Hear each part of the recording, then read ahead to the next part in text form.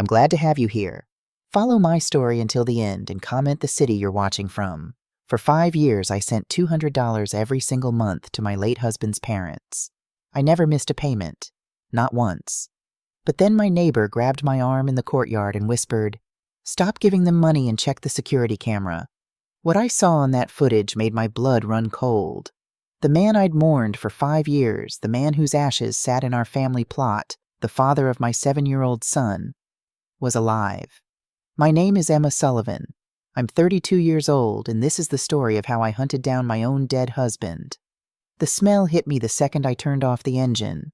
That mixture of peeling paint mildew and decades of cooking grease that seemed to seep from the very bricks of the old tenement building. I sat in my burgundy Honda Civic staring up at the structure that had somehow survived 70 years in the heart of Chicago's South Side. It was November 5th, 2024, exactly 5 years since Henry died, and exactly the day I had to make my 58th payment. I checked my wallet one more time. The white envelope was there, tucked in the inside pocket of my purse. $200 in crisp 20s. I'd stopped at the bank that morning, same as I did every month, and asked for new bills. Somehow it made the ritual feel more official, more respectful. My phone buzzed. A text from my mom. "Logan's having pizza for dinner. No rush picking him up. You okay, honey?" I typed back quickly. "Fine, Mom. Be there by 7. Thank you." But I wasn't fine. I was never fine on the 5th of the month. The apartment building loomed above me, its red brick facade darkened by decades of Chicago weather. 5 floors. No elevator. Just a dark stairwell that smelled like someone's grandmother had died in there, and nobody had bothered to check. I locked the car and walked toward the entrance, my sensible work flats clicking on the cracked sidewalk. I'd come straight from my job at the medical billing office, still wearing my navy blue slacks and white blouse. I hadn't even stopped home to change. The lobby door creaked as I pushed through. Inside, Thomas from 1B had her radio blasting some talk show in Cantonese. The sound echoed off the cracked tile floor and water-stained walls. I'd been coming here for 5 years, and nothing ever changed. Same smells, same sounds, same sense of decay. I started climbing. First floor Thomas's radio faded behind me. The hallway smelled like stir-fry and cigarette smoke. Second floor, someone was cooking red beans. The smell was thick and cloying, mixed with the sharp tang of vinegar. A baby cried somewhere behind one of the doors. Third floor, I heard a young couple arguing about their electric bill. The woman's voice was shrill. $230, Kevin. For 1 month. What did you do? Leave every light on. I kept climbing, my hand on the railing. The metal was sticky. I tried not to think about what might be on it. Fourth floor. The noise dropped away. It was quieter here. Eerily quiet. Fifth floor, silent as a tomb. I stopped on the landing, catching my breath. My chest felt tight, and not just from the climb. Every month, standing in front of that peeling blue door to apartment 504, I felt the same cold dread settle in my stomach. I knocked 3 times. Sharp. Clear. Knock, knock, knock. Nothing. I knew they were home. Robert and Patricia Sullivan never went anywhere. Robert had arthritis in both knees. Patricia complained constantly about headaches and dizzy spells. They lived like shadows in that 600-square-foot apartment, curtains drawn day and night, door bolted tight. I knocked again, harder this time. "Mom, Pop, it's Emma." Almost a full minute passed before I heard the shuffle of slippers on the other side. The deadbolt slid back with a dry click like old bones cracking. The door opened maybe 4 inches, just enough for Patricia's wrinkled face to peer through the gap. The security chain was still on. She looked older every time I saw her. Patricia was only 63, but she could have passed for 80. Her eyes, sunken and ringed with dark circles, darted past me to check the stairwell as if she feared someone might be following me. "Oh, it's you." Her voice was flat. No warmth, no greeting. "Hi, Mom." I tried to smile, though my face felt stiff. "I brought this month's payment." "Give it here." She extended one bony hand through the gap. Blue veins stood out against papery skin that looked almost translucent under the dim hallway light. I opened my purse and pulled out the envelope, offering it with both hands through the narrow opening. "Here's the $200 for November. I hope you and Pop can get your medications this month." Patricia snatched the envelope with surprising speed, like a bird grabbing a worm. She didn't count it, didn't even look at it, just stuffed it directly into the pocket of her faded housecoat. The gesture was so automatic, so transactional, like I was a bill collector, not her daughter-in-law, not the mother of her only grandchild. "Is Logan well?" She asked the question without meeting my eyes, her gaze fixed on something behind me in the stairwell. "He's great. He's in 2nd grade now. His teacher says he's reading above grade level." I heard the hope creeping into my voice, the pathetic, desperate hope that maybe this time would be different. "I was thinking, maybe this weekend I could bring him over just for a few hours. You haven't seen him since July, and he asks about you and Pop all the time." Patricia's face soured. She waved her hand dismissively like she was shooing away a fly. No, your father's leg is bad. Real bad this week. And I've got a migraine coming on. A child in the house. All that noise and running around. We can't handle it." The same excuse. Always the same excuse. In 5 years, my son had been inside this apartment maybe 5 times, and every single visit had ended the same way, rushed out after 15 minutes with some excuse about Patricia's headache or Robert's pain or the television being too loud. Okay, I lowered my head, swallowing the bitter taste in my throat. Maybe next time. Maybe, Patricia started to close the door. "You should go. Standing in this draft, you'll catch cold. Then who'll bring the money next month?" The door slammed shut. The deadbolt clicked into place with a sound of finality. I stood there for a moment, staring at the peeling blue paint. Not even a glass of water. Not even an invitation to step inside for 30 seconds. Just take the money and go. I pressed my ear against the door, hoping to hear something. Robert's voice. The television. Any normal sound of life from inside an occupied apartment. Nothing. Absolute silence. Like the apartment was empty. Like it was a giant tomb, swallowing every sound, every sign of life. A cold draft swept through the stairwell, raising goosebumps on my arms. I pulled my cardigan tighter and turned to leave. Henry, I thought bitterly. You left me with this. Stuck me with this debt. I've almost finished paying it off. Why are your parents still so cold to Logan and me? The question floated in my mind as I descended the dark staircase, my footsteps echoing in the silence. I didn't know that at that precise moment someone was watching me through a crack in the blinds. A pair of eyes that weren't old and roomy, but sharp. Calculating. Young. The November afternoon sun was weak and watery as I stepped out into the building's courtyard. After the oppressive darkness of the stairwell, even this pale light felt like a blessing. The courtyard was alive with sound and movement, the exact opposite of the 5th floor. A group of boys played basketball on the cracked concrete court, their shouts echoing off the surrounding buildings. Several women sat on the weathered benches, snapping green beans into plastic bowls and gossiping animatedly in Spanish and English. I was heading toward my car keys already in hand when someone grabbed my wrist. I jumped, startled. Emma Sullivan, is that you, baby?" I turned to find Mrs. Delilah Hayes. She was sitting on one of the stone benches near the courtyard entrance, fanning herself with a piece of cardboard despite the November chill. Mrs. Hayes had lived on the 4th floor, directly below apartment 504, for over 30 years. She'd been a nurse before retiring, and she still had that sharp, assessing gaze that seemed to see right through you. Her dark skin was lined with age, but her eyes were bright and knowing.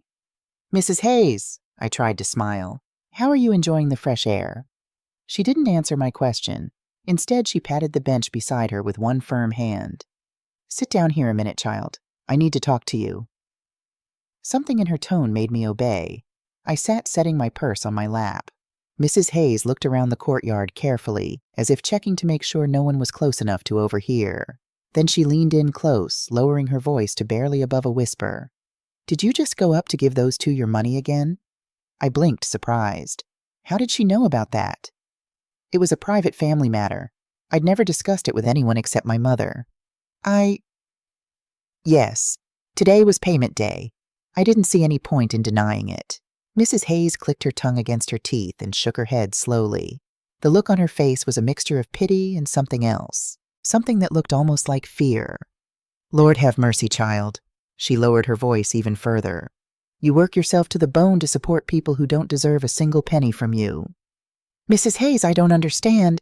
She cut me off, her wrinkled hand gripping my arm with surprising strength. Her eyes were wide and tense. "Listen to me, good Emma Sullivan. Next month, don't you give them a single cent. You hear me? Not 1 cent. I frowned. Mrs. Hayes was known around the building as someone who kept tabs on everyone's business, sure. But she wasn't the type to encourage disrespect or shirking responsibilities. She'd raised 4 kids on her own. She understood duty. "I don't think I can do that," I said carefully. "It's for the $12,000 Henry borrowed. His parents gave him their retirement savings so he could take that job in North Dakota. I have to fulfill my obligation. It's only 2 more months." Mrs. Hayes' fingers dug into my arm harder. Her voice dropped to an urgent whisper. "Baby, listen to what I'm telling you. The dead sometimes ain't dead." The words sent a chill down my spine. The hairs on the back of my neck stood up. What are you saying? My husband died 5 years ago. We have the death certificate.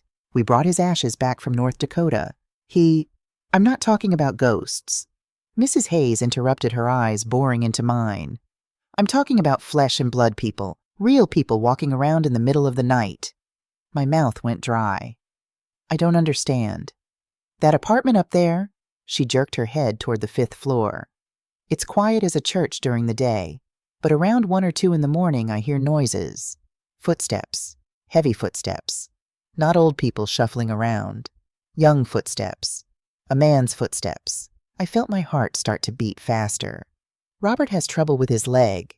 Maybe—" "No," Mrs. Hayes shook her head firmly. "This ain't an old man with arthritis. This is someone walking normal. Well, not quite normal." She paused, watching my face carefully. "About 3 weeks ago I couldn't sleep. My hip was acting up. I went out on my balcony to smoke a cigarette. Don't you tell my daughter she thinks I quit. And I saw someone, a man, coming up the stairs to the 5th floor. My hands were shaking. I pressed them together in my lap. Maybe it was just a visitor. At 2 in the morning, and the way he walked."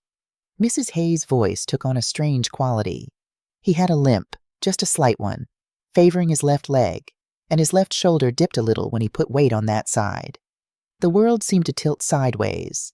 Henry had broken his left ankle in a motorcycle accident back in 2018. It had healed, but he'd walked with a slight limp ever since. That distinctive gait, right foot normal, left foot dragging just a fraction, left shoulder dipping." "No," I whispered. That's not possible. I saw what I saw, child." Mrs. Hayes' voice was gentle but firm. "And here's the strangest part.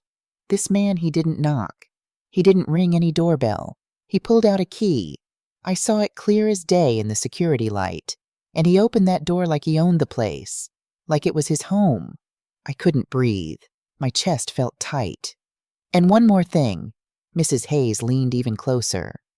"Every time you come to bring that money, I notice. Usually the same night or the next night, that's when I see the shadow man coming up the stairs. Like clockwork. Like someone's calling to tell him there's money waiting."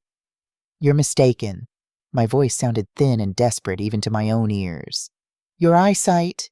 At night in the dark, anyone could—" Mrs. Hayes pulled back, looking almost offended. "I'm 68 years old, not senile. My eyes work just fine, and I know what I saw. He was wearing a baseball cap pulled down low, a face mask, like people still do sometimes since COVID. But I saw his shape, his height, the way he moved." She paused, her expression softening. "Emma, baby, I knew your Henry.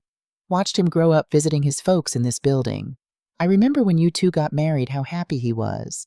I remember when little Logan was born." She squeezed my hand. "I remember how you cried at that memorial service, how you fell apart when they handed you that urn." Tears were burning in my eyes now. "If you don't believe me," Mrs. Hayes said quietly, "then check for yourself. The building management just installed a new security camera on the landing between the 4th and 5th floors. They put it up last month because of some break-ins. You know someone with connections, someone who can get you that footage." She released my hand and went back to fanning herself as if we'd just been discussing the weather. "That's all I'm going to say. What you do with the information is your business. But I wouldn't be able to sleep at night if I didn't at least try to warn you." I stood up on shaking legs. My purse nearly fell from my lap. I caught it at the last second.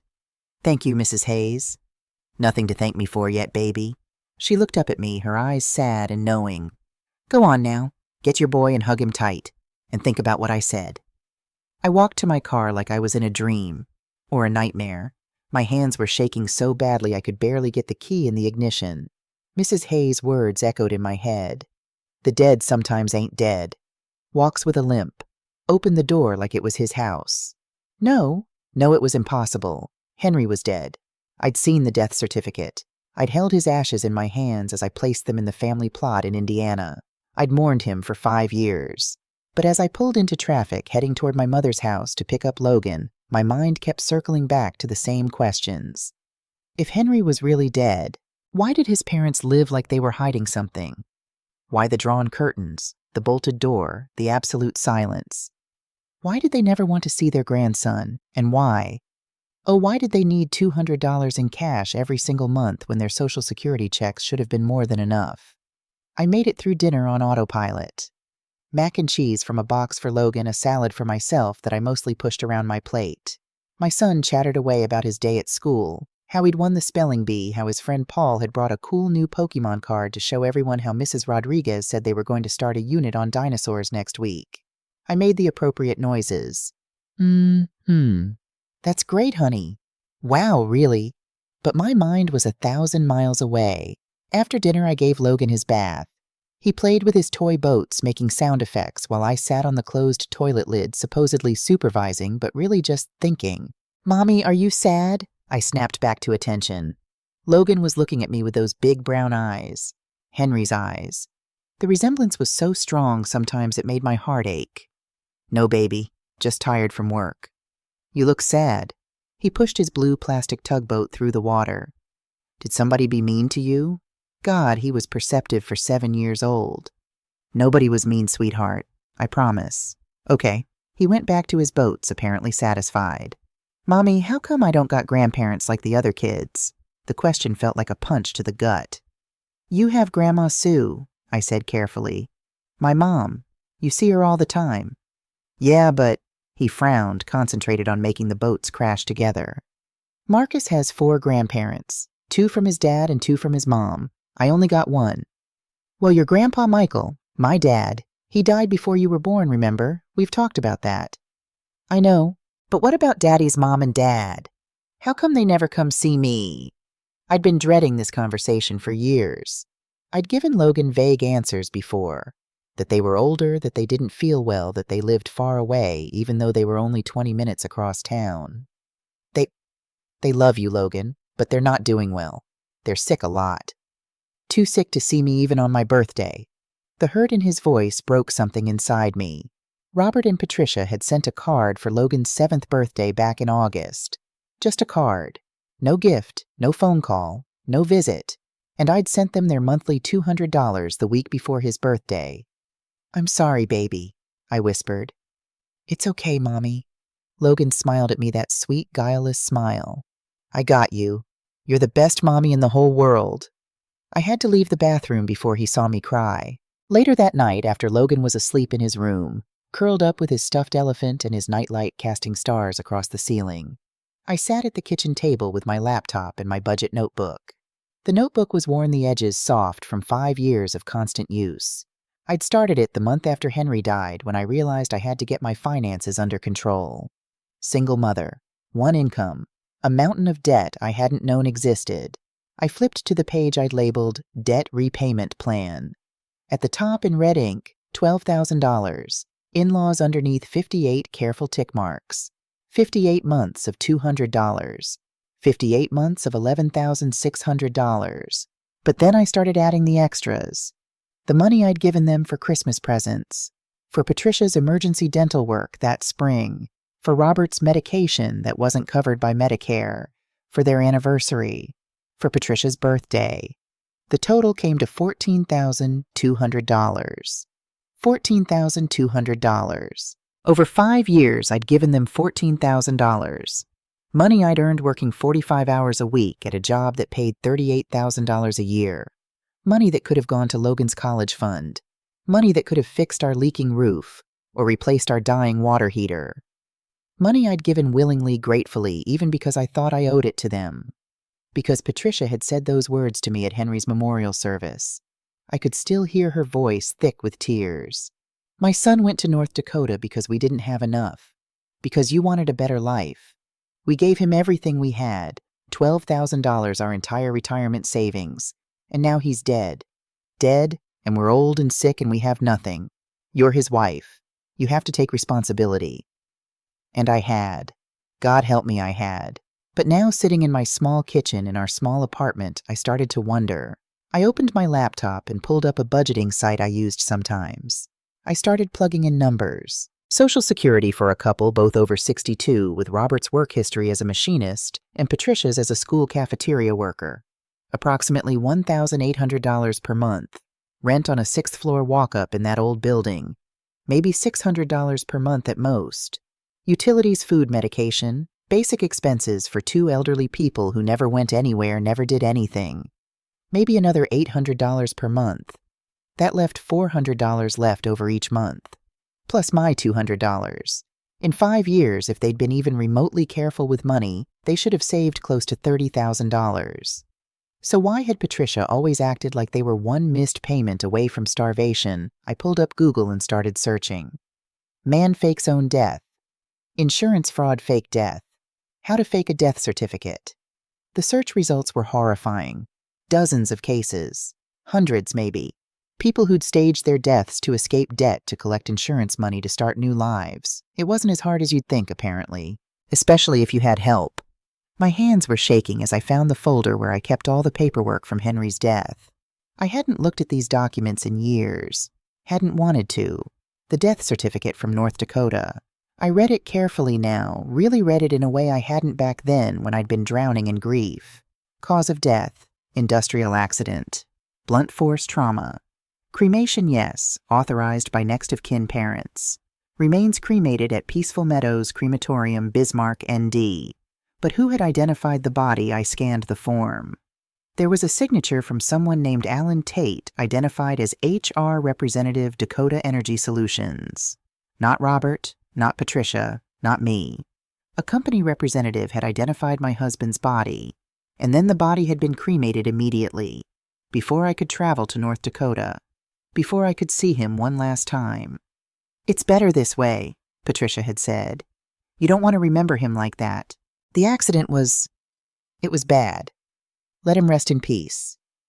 And I, drowning in grief, had agreed. I dug deeper in the folder. The urn had been shipped to us via FedEx. The ashes inside, supposedly Henry's ashes, had been placed in the family plot in Greenfield, Indiana, at a small memorial service attended by maybe 20 people. I'd never questioned any of it. Why would I? But now I thought about the security camera Mrs. Hayes had mentioned. I thought about the figure with the limp, the man who walked like Henry, who had a key to Robert and Patricia's apartment. I grabbed my phone and scrolled through my contacts until I found the name I was looking for: Tyler Bennett. Tyler was my cousin on my mom's side. 27 years old, worked in IT for some tech company downtown. We weren't super close, but we got along okay at family gatherings. And I knew from various family stories that Tyler had skills. It was 10:47 p.m. Late, but Tyler was a night owl. I texted Tyler, "It's Emma. I need a favor. It's important." 3 dots appeared almost immediately. Then, "What's up? 'Cause everything okay?" "Not really. Can you call me?" It's too complicated to text. My phone rang 30 seconds later. "Emma, what's going on?" Tyler's voice was concerned. "Is Logan okay?" "Logan's fine. It's... Tyler, this is going to sound crazy." "Try me." I took a deep breath. "Do you know anyone who works with security cameras? Or who could get access to security footage?" There was a pause. "Depends. What kind of security footage? The cameras in my in-laws' apartment building. There's supposedly a new one between the 4th and 5th floors." "Why do you need..." He stopped. "Wait. Your in-laws are Henry's parents, right? The ones in that old building on the south side?" "Yes." "Emma, what's this about?" And then, sitting in my dark kitchen with my sleeping son down the hall, I told him everything. Mrs. Hayes' story, the limping man, the strange silence from the apartment, my growing suspicions. When I finished, Tyler was quiet for a long moment. "Jesus," he finally said. "Emma, that's heavy. But you know what you're saying, right? You're saying you think Henry might have faked his death. I know how it sounds. No, I'm not saying you're wrong. I'm saying it's huge, if you're right."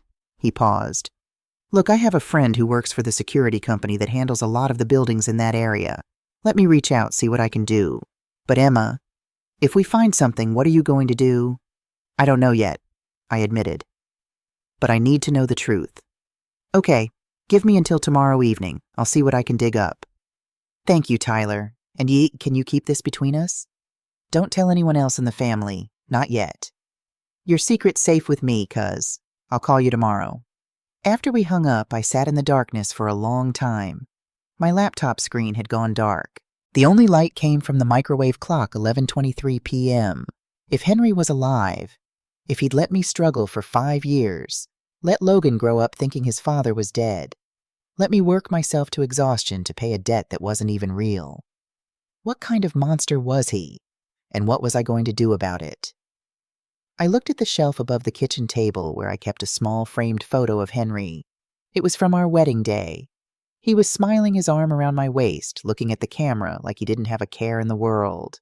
I'd kept that photo there for 5 years, a shrine to a dead man. A reminder of the love we'd shared, or at least the love I'd thought we shared. Now, looking at his smiling face, I felt something cold and hard settle in my chest. If you're alive, I thought, if you've been watching me suffer all this time, I'm going to find you, and you're going to pay for what you've done. Tyler called me at 5:47 p.m. the next day, just as I was leaving work. I've got the footage, he said without preamble. Can you meet me at the Starbucks on Madison, the one near the library? My heart jumped into my throat. You got it already. I told you my buddy works for the company. He owed me a favor. Tyler's voice lowered. Emma, you need to see this, but not over the phone, and not at your place where Logan might see. I'm on my way. I called my mom, asked if she could keep Logan for another hour. She agreed readily. She loved spending time with her grandson. Then I drove to the coffee shop like a woman possessed, probably breaking about 5 traffic laws on the way. Tyler was already there, sitting in a corner booth with his laptop open. He'd ordered me a coffee. He knew I took it black, and had his own iced monstrosity in front of him despite it being November. Thanks for meeting me. I slid into the booth across from him. Are you sure you want to see this? Tyler's expression was serious. Because once you see it, you can't unsee it. I need to know. Okay. He turned his laptop to face me. My friend pulled the footage from the camera on the landing between floors 4 and 5. The system saves everything to the cloud, keeps it for 90 days before it auto-deletes. What date did you check? I started with November 6th, the day after you made your last payment. The timestamp is 1:47 a.m. He hit play. The footage was black and white, slightly grainy, but clear enough. The camera angle showed the 4th floor landing and the stairs leading up to the 5th floor. For a few seconds, nothing moved. The timestamp ticked forward 1:47:15, 1:47:20. Then a figure appeared at the bottom of the frame climbing the stairs.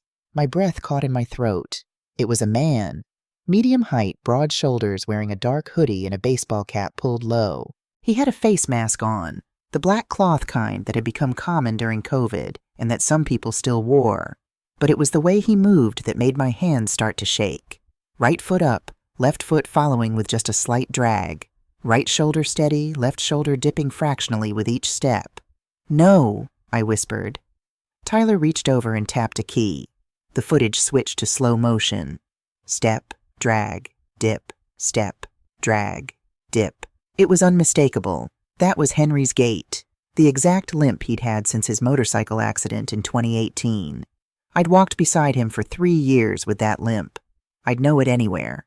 The figure reached apartment 504. He didn't knock, didn't hesitate, just reached into his pocket, pulled out a key ring, selected a key with practiced ease, and unlocked the door. The door opened. He slipped inside. It closed behind him. The whole sequence took maybe 20 seconds.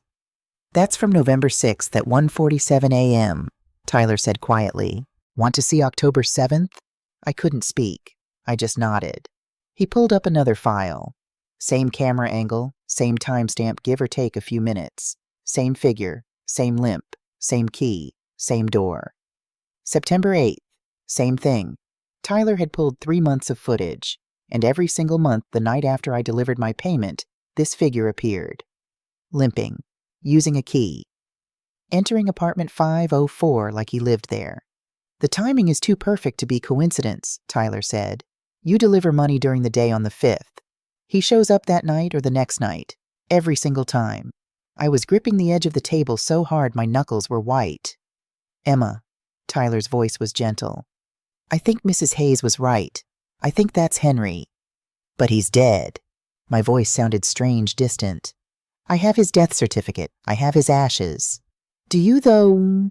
Tyler pulled up something else on his laptop. While I was waiting for you, I did some digging. How much do you know about Dakota Energy Solutions? That's the company Henry worked for. They're the ones who sent the death certificate. Yeah, about that? Tyler turned the screen toward me again. Dakota Energy Solutions filed for bankruptcy in 2021, 2 years after Henry supposedly died. The company doesn't exist anymore. What done? And here's the thing. I couldn't find any record of a death certificate being filed with the state of North Dakota for Henry Sullivan in November 2019. I checked the Vital Records database. There's nothing there. The coffee shop seemed to tilt around me. How is that possible? Either it was never filed or... Tyler looked uncomfortable. Or someone filed fake paperwork directly with you and skipped the official channels entirely.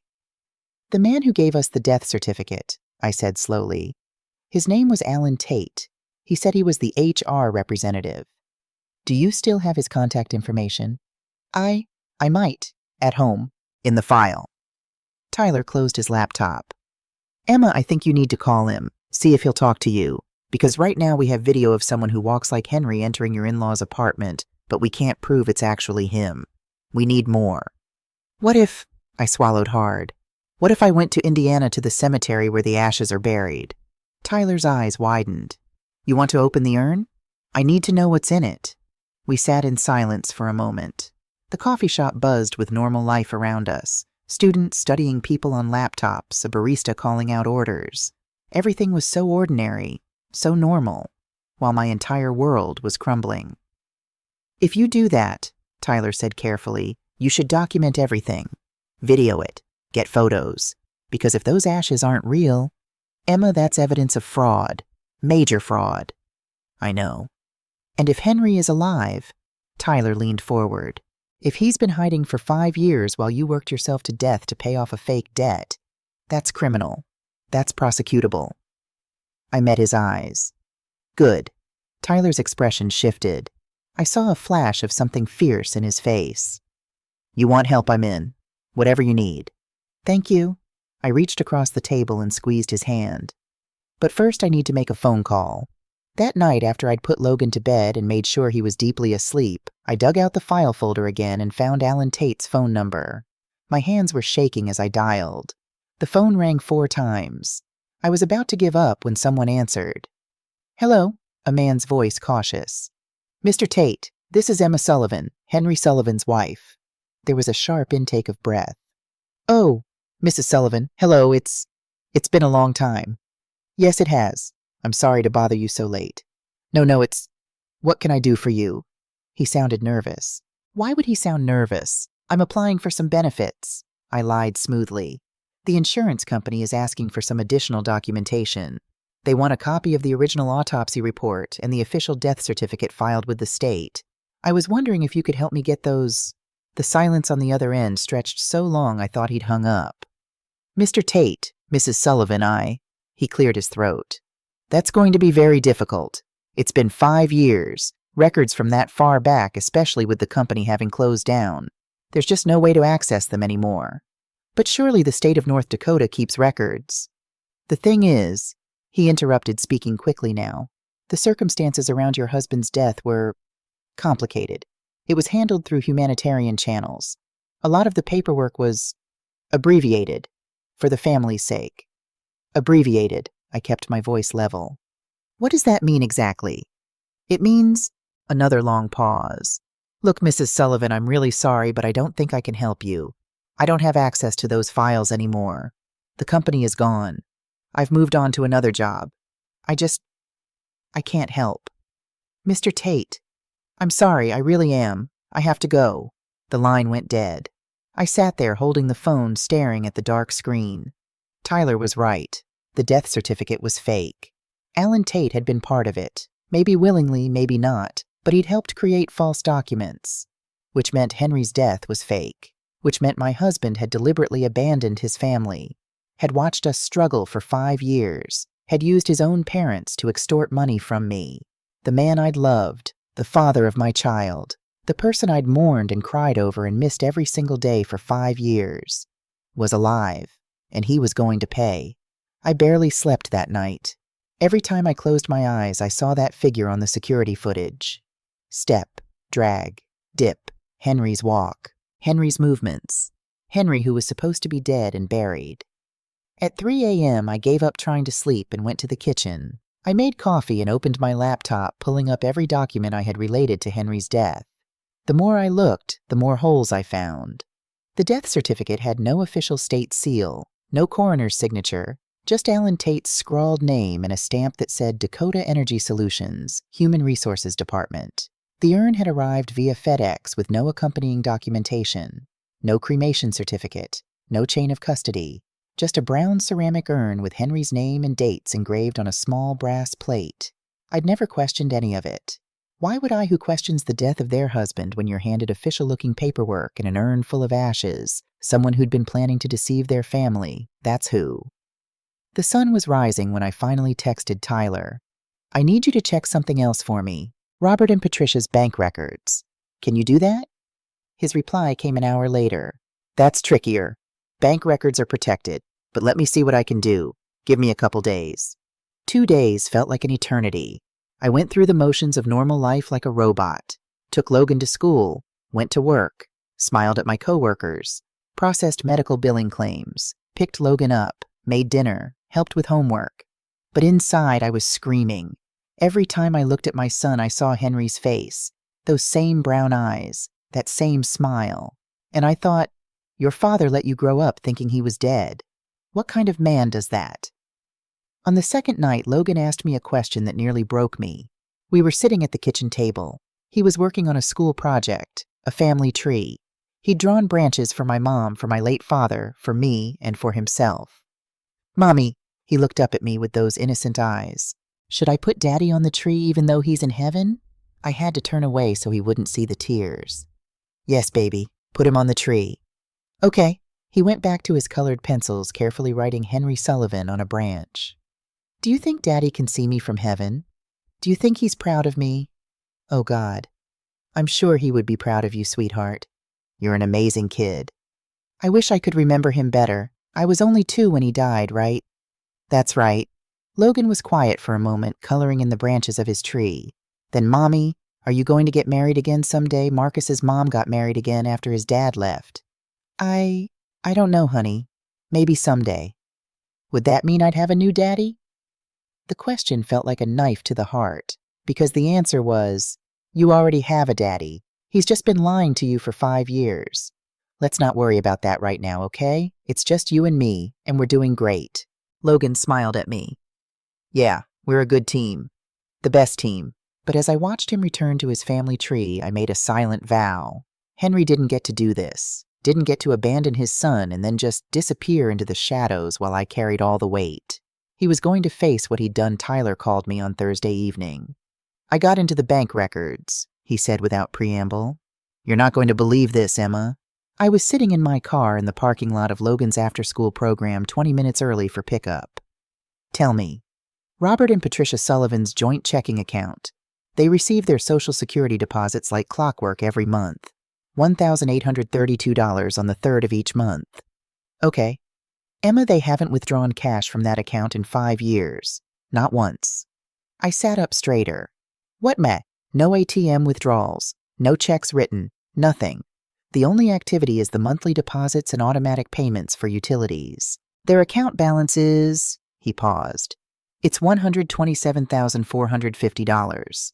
The number didn't make sense. That's over $100,000. Exactly. They've been collecting Social Security for 5 years and not spending any of it. It's all just sitting there accumulating. My mind was racing. But that doesn't make sense. They have to eat. They have to buy things. How are they living? Cash, Tyler said. They're living on cash. And the only cash we know they're receiving is my $200 a month. The realization hit me like a physical blow. They're using my money to live on. The money I've been killing myself to earn. It looks that way. But why, if they have over $100,000 in the bank, why take my money? Tyler was quiet for a moment. I think someone else is giving them money. Cash money that doesn't leave a paper trail. And that someone is probably… Henry. I said his name like a curse. Henry's been giving them money. That's how they're living, but they still took mine anyway. Greed, Tyler said simply. Why turn down free money? I was gripping the steering wheel so hard my hands hurt. What else did you find? That's the thing. I tried to trace any other financial activity connected to them or to Henry's old accounts. But Emma, all of Henry's accounts were closed in 2020. Bank account, credit cards, everything. Officially closed due to death of account holder. So where is he getting money? How is he living? That's what we need to find out. Tyler paused. I have an idea, but you're not going to like it. Tell me. We need to find out where Henry is actually living. And to do that, we need to follow the person who's helping him. Think about it. Henry can't just appear out of nowhere after being dead for 5 years. Someone has to be helping him, bringing him supplies, money, acting as a go-between. And suddenly I knew. Jackson Porter. Who Jax? He was Henry's best friend. They grew up together. When we thought Henry died, Jax was at the memorial service. He was crying. He told me. I had to swallow against the anger rising in my throat. He told me if I ever needed anything I should call him, that he'd take care of Logan and me. And then he disappeared. I haven't heard from him since the service. What does Jax do for a living? He owned an auto repair shop, or he did 5 years ago. I don't know if he still has it. I could hear Tyler typing. Jackson Porter. There's a Porter's Auto Repair in Gary, Indiana, just across the state line. Is that him? Probably. That was his father's shop. Jax took it over. Okay, I'm looking at his social media now. Facebook is public. More typing. Emma, check out what I'm sending you. My phone buzzed. Tyler had sent me a screenshot from Facebook. A photo of Jax at what looked like a bar holding up a beer and grinning at the camera. He was wearing a leather jacket and my breath stopped. On his left wrist was a watch, a Seiko sports watch with a blue face and a metal band. Zoom in on the watch, Tyler said. I did. The image was grainy when enlarged, but I could make out the details. The blue face, the metal band, and there near the clasp a distinctive deep scratch that caught the light. That's Henry's watch. My voice was shaking. I gave him that watch for our 3rd wedding anniversary. It's a Seiko 5 Sports. I had our initials engraved on the back, E and H. And that scratch? He got that scratch when he crashed his motorcycle in 2018. The watch scraped against the pavement. Why would Jax have Henry's watch, D? Unless Henry gave it to him, or… The pieces were clicking together. Or Henry is with Jax. Tyler, I think Jax has been hiding Henry all along. Looking at Jax's other posts, Tyler continued, he checks in a lot at places around Gary, Indiana. Bars, restaurants, that industrial area near the old steel mills. Emma, I think we need to find out where Jax goes when he's not at the shop. Can you track him? I can try. Let me work on it. That night I made a decision. I was going to Indiana this weekend. I was going to the cemetery where Henry's ashes were supposedly buried. And I was going to open that urn. I needed to know what was really inside. On Friday I called Patricia. Mom, it's Emma. What do you want? Her voice was sharp, suspicious. I wanted to let you know I'm taking Logan to Greenfield this weekend, to visit Henry's grave, to put flowers on it. There was a pause. Why? Because it's been 5 years and I've finally paid off the debt. I want to close this chapter respectfully. I want Logan to say goodbye to his father properly. Another pause. It's a long drive. Waste of gas money. I need to do this, Mom, for my own peace of mind. Fine. Do what you want. She sounded irritated. Don't expect us to come. Robert can barely walk and I've got my migraines. I wasn't expecting you to come. I just wanted to let you know. I hung up before she could say anything else. The call wasn't really to get their permission. It was to see how they'd react. And Patricia's reaction told me everything I needed to know. She wasn't sad that I was visiting her son's grave. She wasn't nostalgic or emotional. She was annoyed. Like I was wasting my time on something that didn't matter. Because to her, that grave didn't matter. Because she knew it was empty. Saturday morning dawned cold and gray. Perfect weather for what I was about to do. I'd told my mom I was taking Logan on a day trip to Indiana. She'd offered to come along, but I gently declined, saying I needed this to be just Logan and me. A private moment with his father. The guilt of lying to her ate at me. But I couldn't tell her the truth. Not yet. Not until I knew for sure. Logan was excited about the trip. He'd never been to Greenfield, the small town in Indiana where Henry's family was from. He chattered in the back seat as we drove south on I-65, pointing out trucks and asking if we could stop for McDonald's. "Maybe on the way back, buddy," I told him. The drive took 3 hours. Logan fell asleep after the first hour, giving me time alone with my thoughts. I kept thinking about the security footage, about the watch on Jax's wrist, about Patricia's cold voice on the phone, about 5 years of $200 payments, about the man I'd married who I'd thought I knew who had apparently been capable of cruelty I couldn't even comprehend. We arrived in Greenfield just before noon. It was a small town, the kind where everyone knew everyone. White churches and brick buildings and American flags hanging from front porches. The kind of place that looked like it had been frozen in time somewhere around 1985. Henry's Uncle Walter was waiting for us at the entrance to Restful Meadows Cemetery. He was Robert's younger brother, 58 years old with the same nose and chin as Henry. Seeing him always gave me a jolt. "Emma and Logan, look how big you've gotten." Walter came forward, arms outstretched. Logan awake now, and she hid behind my leg. "It's okay, baby. This is your great-uncle Walter. He takes care of the cemetery." "Come here, young man." Walter scooped Logan up despite Logan's protests. "Last time I saw you, you were barely up to my knee." "I'm 7 now," Logan said with dignity once Walter set him down. 7, my goodness. Time flies. Walter turned to me. "Emma, it's good to see you. What brings you all the way out here?" "I wanted to visit Henry, to put some flowers on the niche, and I wanted Logan to have a chance to say a proper goodbye." Walter's face softened. "That's real nice. Real nice. You want me to show you the way?" "I remember where it is, but thank you." "You staying for lunch? My wife would love to see you both." "That's sweet, but we need to get back to Chicago before dark. Logan has school Monday." "Well, you take your time at the cemetery. It's a quiet day. You'll have plenty of privacy." Privacy. Exactly what I needed. The columbarium was in the back of the cemetery, a brick wall with niches for urns. Henry's spot was in the 3rd row, marked with a black granite plaque and a small photo of him smiling. I'd brought flowers, white roses, and I'd brought something else hidden in my large purse, a small hammer, a flathead screwdriver, and a micro camera the size of a pen that Tyler had given me. "Logan, honey, why don't you go play over there for a few minutes?" I pointed to an area of grass about 50 feet away. "You can look for interesting rocks or leaves, but stay where I can see you, okay?" "Okay, Mommy." Logan ran off happily, already scanning the ground for treasures. I waited until he was absorbed in his search, his back to me. Then I looked around. The cemetery was empty. Walter was back at the entrance, probably in his little office. No one else was in sight. My hands were shaking as I took the key from my pocket.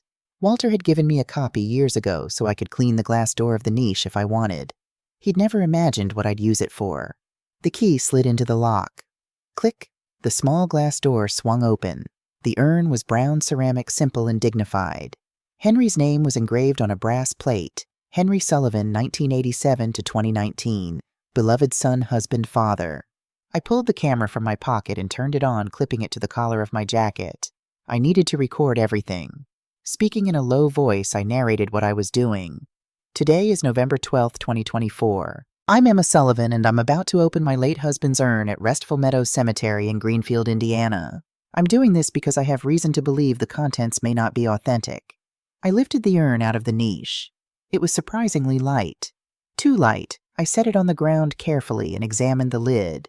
It was sealed with what looked like silicone caulk. Someone had wanted to make sure this urn stayed closed. Using the screwdriver, I began to pry at the seal. The silicone was old and brittle. It began to crack and flake away. Sweat dripped down my forehead despite the cold November air. My heart was pounding so hard I could hear it in my ears. "What if I'm wrong?" a small voice in my head whispered. "What if you open this, and it's really Henry's ashes, and you've just desecrated your husband's remains for nothing?"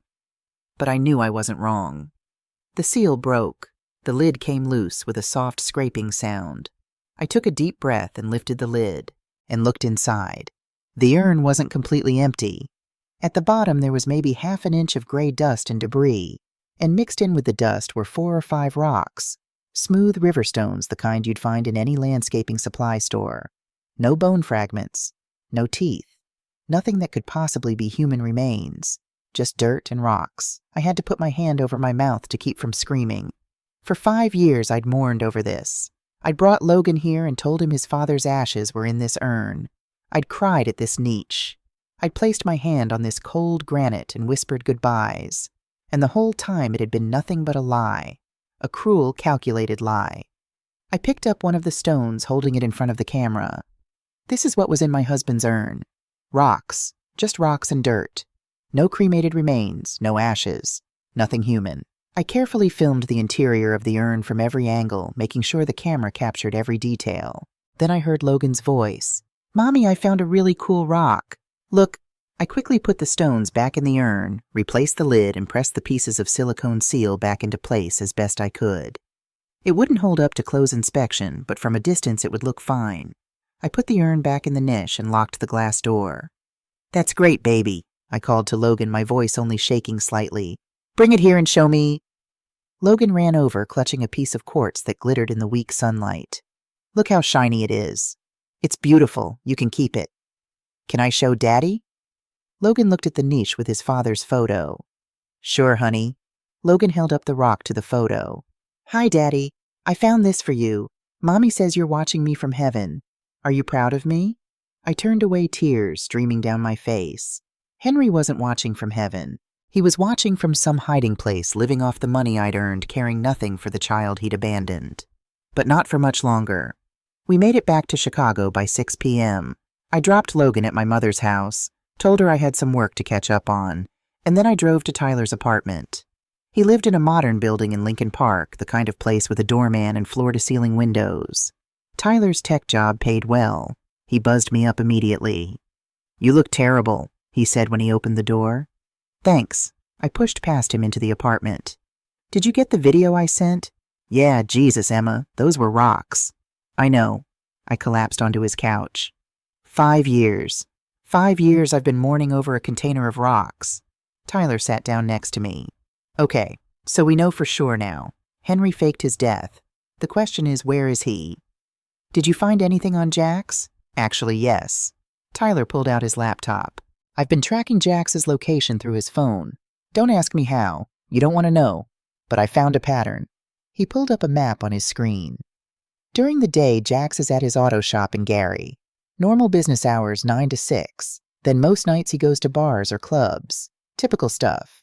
But every few nights around 11 p.m. he drives to this location. Tyler zoomed in on the map. It's an abandoned warehouse in the industrial area east of Gary.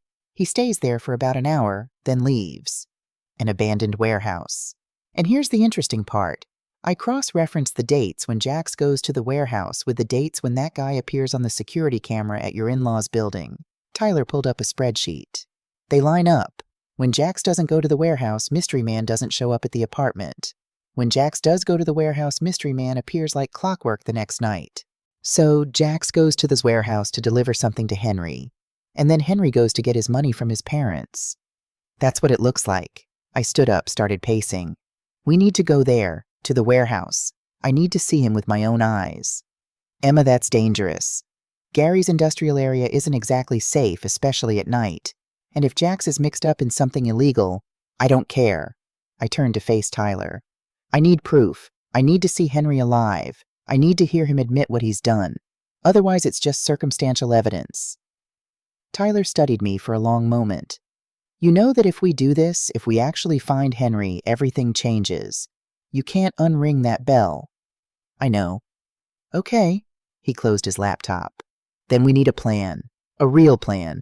Not just driving out there and hoping for the best. We spent the next hour planning. Tyler would track Jax's movements. When Jax headed toward the warehouse, Tyler would alert me. I would drive out there. Tyler insisted on coming with me, and we would observe from a safe distance. We'd bring cameras, recording equipment, get video and audio of Henry if we could. The goal is evidence, Tyler emphasized, not confrontation. We get proof, then we take it to a lawyer. Let the legal system handle it. But I wasn't sure I could trust myself to just observe. Not if I came face to face with the man who'd abandoned his son, who'd let me work myself to exhaustion for 5 years, paying off a debt that was never real. Still, I agreed to Tyler's plan. We'd wait for the right opportunity. That opportunity came 3 days later. It was Tuesday, November 15th. I was at work when Tyler texted me, "Jax is on the move, heading toward the warehouse. You sure about this?" I texted back, "Pick me up in 20 minutes. I told my supervisor I was feeling sick and needed to leave early. She took one look at my face. I probably did look terrible, and sent me home immediately. Tyler was waiting in his car outside my office building. "You ready for this?" he asked as I climbed in. "No, but let's do it anyway." The drive to Gary took 45 minutes. Tyler drove in tense silence while I sat in the passenger seat, my heart racing. We arrived at the industrial area just as the sun was setting. The warehouses here were mostly abandoned relics of a time when Gary had been a thriving steel town. Now they were just rusted metal and broken windows home to rats and drug dealers. "Jax's car is parked near that warehouse." Tyler pointed to a building about 200 yards away. "We should park here and walk." We got out of the car. Tyler handed me a small device. "It's a high-quality audio recorder. Clip it to your jacket, and take this."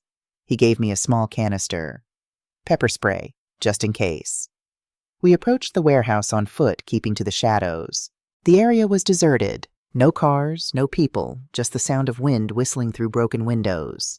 As we got closer, I heard the sound of a motorcycle engine. It grew louder, then cut off. We ducked behind a pile of rusted metal drums. From this vantage point, we had a clear view of the warehouse's main entrance. The metal door rolled up with a screech, and there, silhouetted against the yellow light from inside, was a man. Even from this distance, even though he looked different, thinner with long hair and a scruffy beard, I knew him. I knew the way he stood with his weight slightly more on his right leg. I knew the slope of his shoulders. I knew the shape of his head.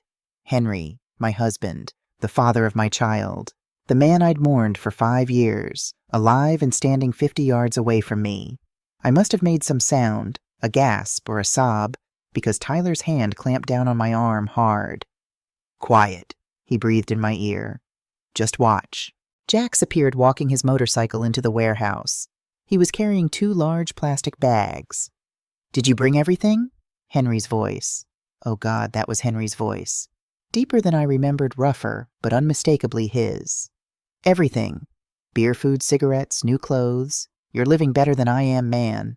Jax laughed. "Better my ass." Henry took the bags.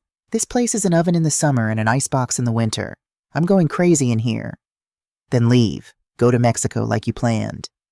"Soon. I just need to wait until my parents collect the last payment from Emma. Should be next month. Then I'm gone." Tyler was recording everything on his phone. I was recording on the audio device clipped to my jacket, but I barely registered any of that. All I could hear was Henry's voice saying my name. Emma. Like I was nothing. Like I was just some fool he'd tricked. Jax pulled the motorcycle fully inside and the door started to close. Tyler tugged my arm. "Come on. We need to get closer. See if there's another way to hear them." We crept around the side of the building. There was a crack in the wall, probably from decades of neglect. Light and sound leaked through. I pressed my ear to the crack. "Crazy thing is she believed it all." That was Henry's voice. "Death certificate, the urn full of rocks, everything. Dumbest thing I ever did was marry her, but at least she's good for something." "You really are a bastard, you know that," Jack said, but he was laughing. "What about Logan? Don't you ever think about your kid?" There was a pause. Then Henry said, "Sometimes. But what am I going to do? I can't go back. The people I owe money to, if they found out I was alive, they'd kill me. And probably kill Emma and Logan too, just to make a point. So you let your wife pay for your debts instead." The $12,000 wasn't a real debt. My parents still have their retirement money. I just needed Emma to think she owed them so she'd keep sending cash every month. Cash I could use to live on. "While you hide in this shithole warehouse. While I hide and wait for the heat to die down. Another few months and I'll have enough saved to disappear for good. New identity, new life, Mexico or maybe Costa Rica. And Emma." Henry was quiet for a moment. When he spoke, his voice was cold. "Emma will be fine. She's young, she's pretty. She'll find someone else. Probably better off without me anyway." I was shaking so hard my teeth were chattering. Tyler's arm was around my shoulders, holding me up. What about your folks? Jax asked. You just going to leave them too? They're in on it. They know I'm alive. They've been helping me all along, collecting Emma's money, passing it to me through you. In exchange, I've been giving them some of the money I make from other activities. The loan sharking. Business is business. When I finally leave the country, my parents will be set for life.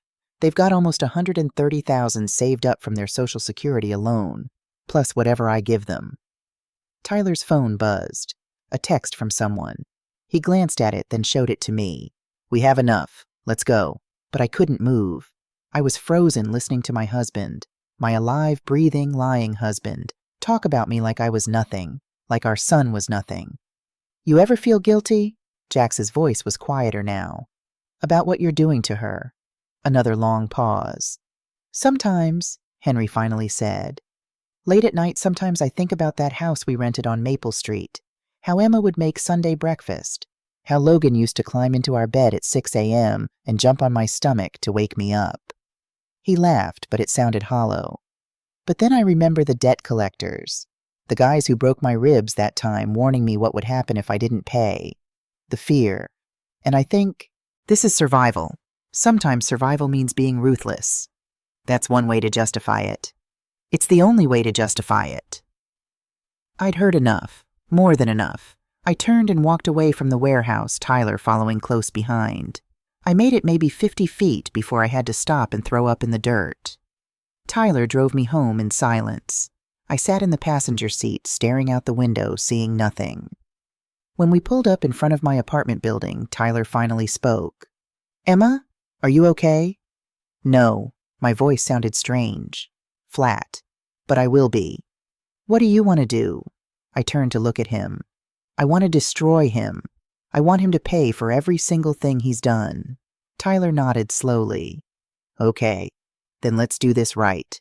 We have video evidence, audio recordings. We have proof the urn is fake. We have proof he's alive and has been lying for 5 years. Is it enough for criminal charges? I think so, but we need a lawyer, a good one. I know someone. I pulled out my phone and scrolled through my contacts until I found the name I was looking for, Sarah Brennan. Sarah had handled my divorce consultation years ago before I'd even met Henry. We'd stayed in touch casually. She was a criminal defense attorney, but she'd know who to talk to. I texted her, Sarah, it's Emma Sullivan. I need help with a criminal matter. It's urgent and it's complicated. Can we meet? Her response came within minutes. My office tomorrow at 9 a.m. I'll clear my schedule. That night I tucked Logan into bed like always, read him a story, kissed his forehead, told him I loved him. Mommy, he looked up at me with those trusting brown eyes. Are you sad? A little bit, baby, but I'm okay. Is it because of Daddy? Because we visited his grave? Something like that. Logan was quiet for a moment, hugging his stuffed elephant.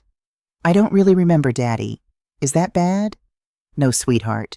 You were very young when he left. It's not bad that you don't remember. Do you think he would have loved me if he was still here? The question broke something inside me, because the answer was I don't know. I don't know anything about the man I married anymore. I think, I said carefully, that anyone who knew you would love you, because you're smart and kind and funny and brave. But Logan, listen to me. I took his hand. Even if people don't love us the way we deserve, it doesn't mean there's anything wrong with us. It means there's something wrong with them.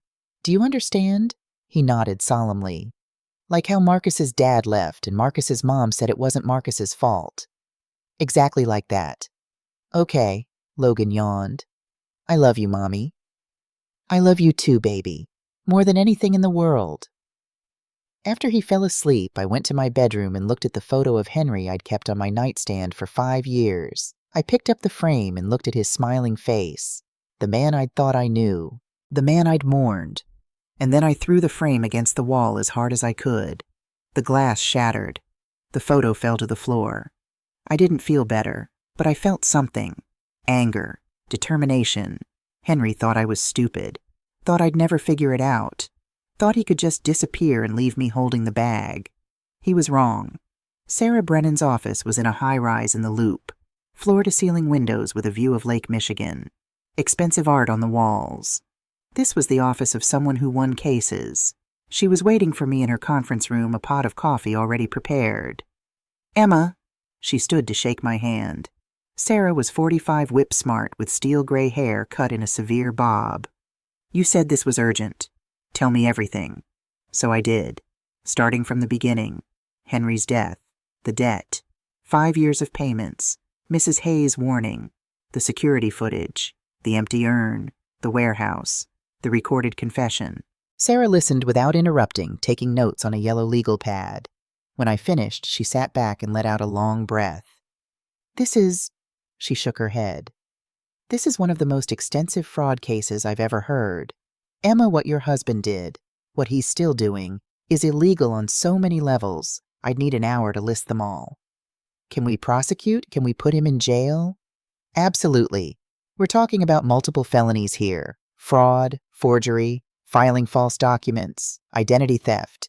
He's been using his own death for financial gain, theft by deception, and possibly money laundering and loan sharking based on what you heard him say." "What about his parents? They were part of it." Sarah nodded. "Conspiracy to commit fraud. They'd face charges too, though probably less severe because of their age and health." "And Jack's aiding and abetting. Conspiracy. He could do time too." "Good." The word came out harsh. I didn't care. Sarah leaned forward. "Emma, I want to be clear about something. If we do this, if we go to the police with this evidence, there's no going back. Henry will be arrested. He will likely go to prison for a long time. His parents will face legal consequences. Your son will have to deal with the knowledge that his father is a criminal who faked his own death.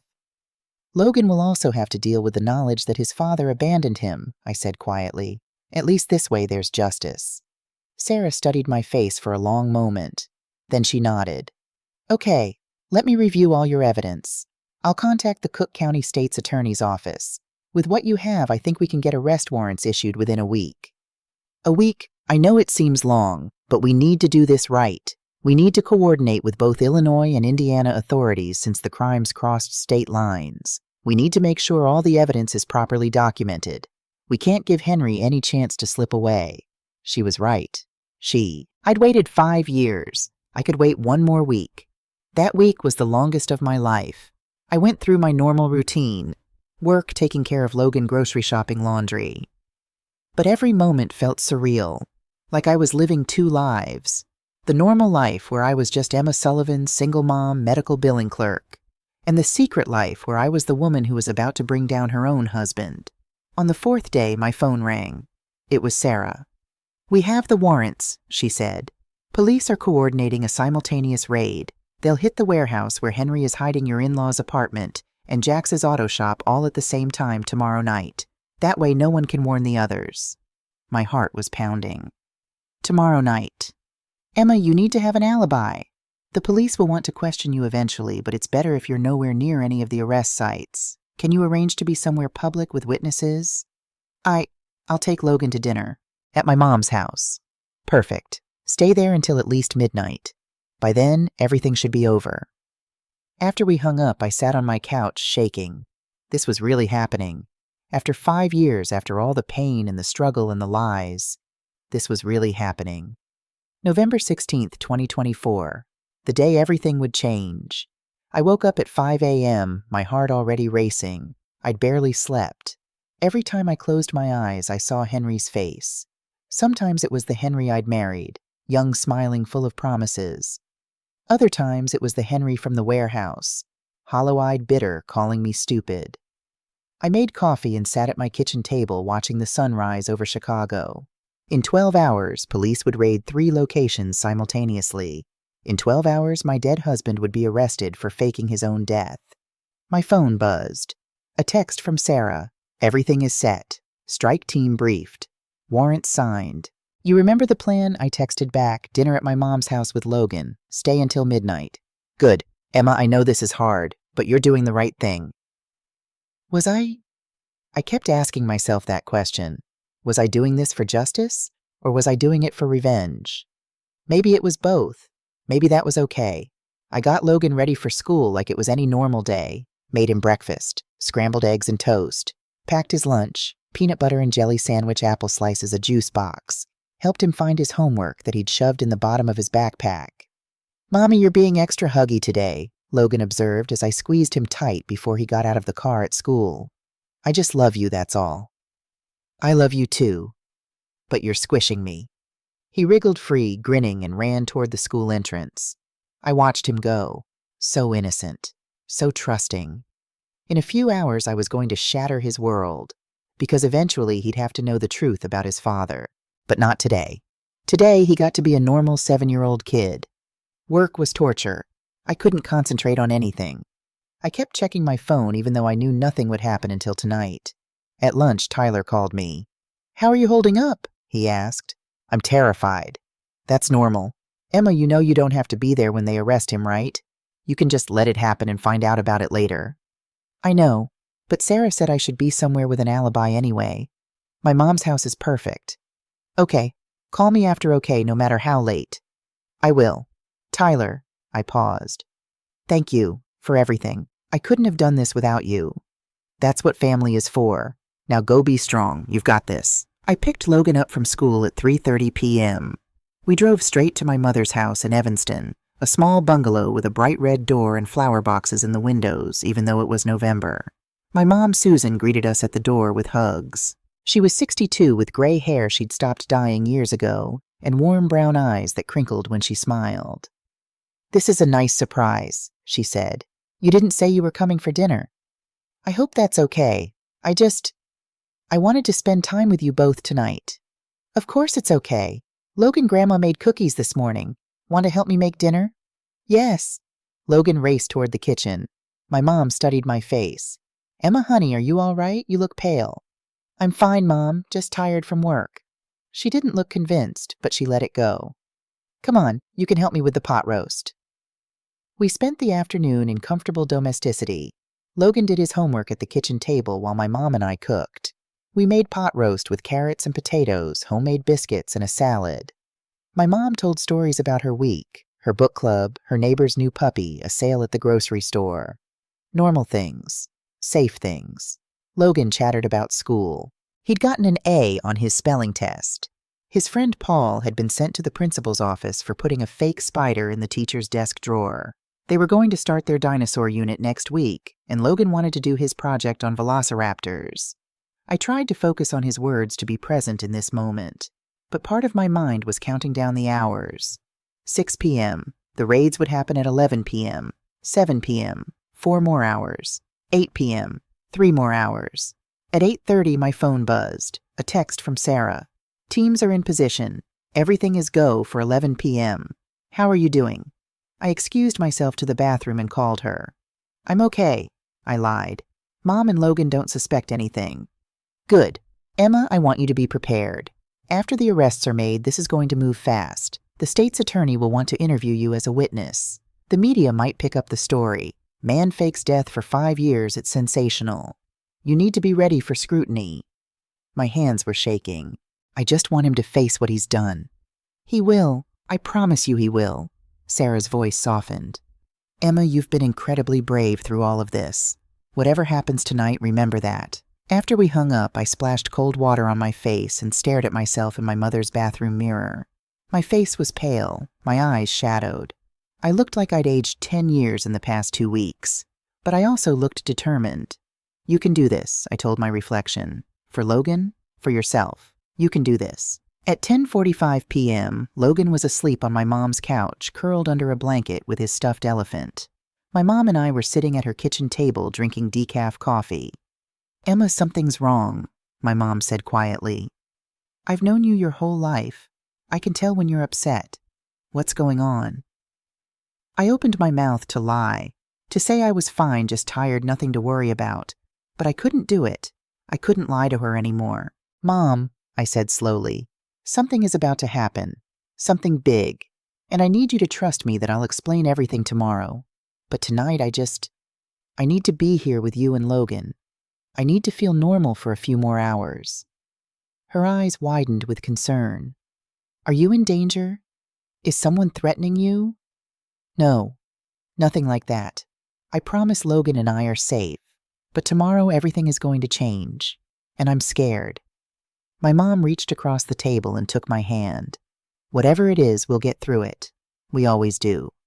I held onto her hand like a lifeline. At 11:03 p.m., my phone buzzed. A text from Sarah, just 2 words. It's happening. I didn't sleep at all that night. I lay on my mom's guest bed staring at the ceiling, imagining what was happening across the city. Sarah had walked me through the plan earlier. 3 teams, 3 simultaneous raids. Team 1 would hit the warehouse in Gary, Indiana. That's where Henry was. They'd surround the building, announce themselves, give him a chance to surrender. If he didn't, well, they were prepared for that possibility too. Team 2 would go to apartment 504 in Chicago. Robert and Patricia would be arrested as co-conspirators. At their age, they probably wouldn't spend time in jail, more likely house arrest or probation. But they'd face consequences.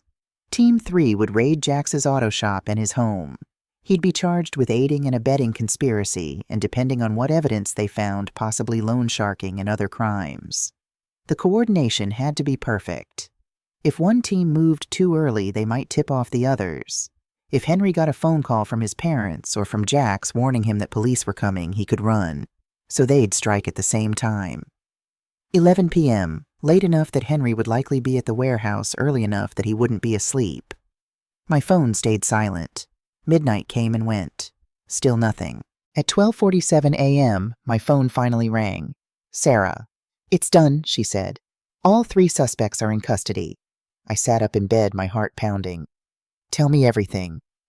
Henry was arrested at the warehouse without incident. When police announced themselves, he tried to run out the back exit, but they had it covered. He's currently being processed at the Cook County Jail. What about his parents? Robert and Patricia were arrested at their apartment. Patricia became hysterical, crying, screaming that they were just trying to protect their son. Robert was quieter. Apparently, he just kept saying, "We didn't have a choice. We didn't have a choice." And Jax? He was at his apartment.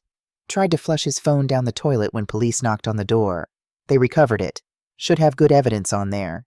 He's also in custody. I let out a breath I hadn't realized I was holding. So it's really over. The arrests are over. Now comes the legal process. Emma, are you ready for what comes next? I don't know, but I don't have a choice, do I? No, Sarah said gently. You don't. Get some sleep if you can. Tomorrow we start building the prosecution's case. I must have fallen asleep eventually because the next thing I knew, sunlight was streaming through the guest room window, and I could hear Logan's voice downstairs chattering to my mom about whether they could have pancakes for breakfast. My phone showed 8:23 a.m. and 17 missed calls. 3 from Tyler. 5 from numbers I didn't recognize. Probably reporters, somehow they'd already gotten my number. And 9 from a number that made my blood run cold. Patricia's cell phone. There were also 11 voicemails. I listened to them on speaker sitting on the edge of the bed. The first one, time-stamped 11:34 p.m., was Patricia. Emma, it's me. Something terrible has happened. The police came. They arrested us. They said Henry is alive. Emma, please, you have to help us. This is all a misunderstanding. Call me back. I deleted it. The second one, midnight, was Robert's voice shaking. Emma, this is Robert. We need a lawyer. They're saying we committed fraud. We didn't. We were just trying to protect our son. Please, you have to understand. Henry was in danger. We had no choice. Please call us back. Deleted. The 3rd through 9th voicemails were variations on the same theme. Patricia crying, begging me to help them. Robert trying to explain, trying to justify what they'd done. The 10th voicemail at 6:47 a.m. was different. It was Patricia again, but this time her voice was cold with rage. You did this. You called the police on us. On your own family. How could you? We took you in. We treated you like a daughter. And this is how you repay us, by destroying what's left of our family. Henry was right about you. You're selfish. You're cruel. I hope you're happy because you've just made your son grow up without a father. You've just put his grandparents in jail. This is on you, Emma. This is all on you. I listened to that message twice, and then I saved it, because that message perfectly captured what Patricia really was. Not a grieving mother trying to protect her son. An entitled woman angry that her scam had been exposed. The last voicemail was from a number I didn't recognize. Ms. Sullivan, this is Detective Maria Vasquez with the Cook County State's Attorney's Office. We need you to come in for an interview regarding the arrests made last night.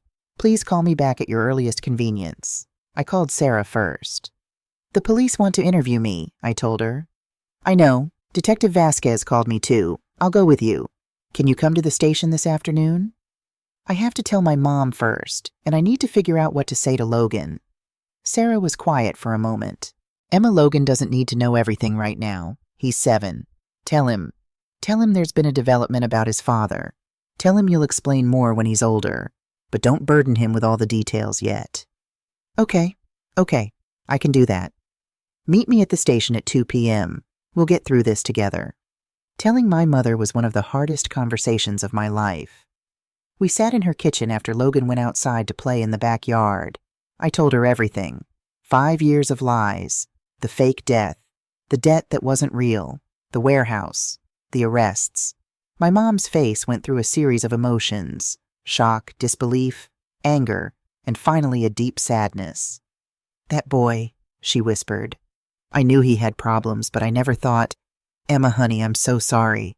All this time you've been struggling and we didn't know." "I didn't know either, Mom. Not until 2 weeks ago." "And now what happens now?" "Now there's a trial. Henry will be prosecuted.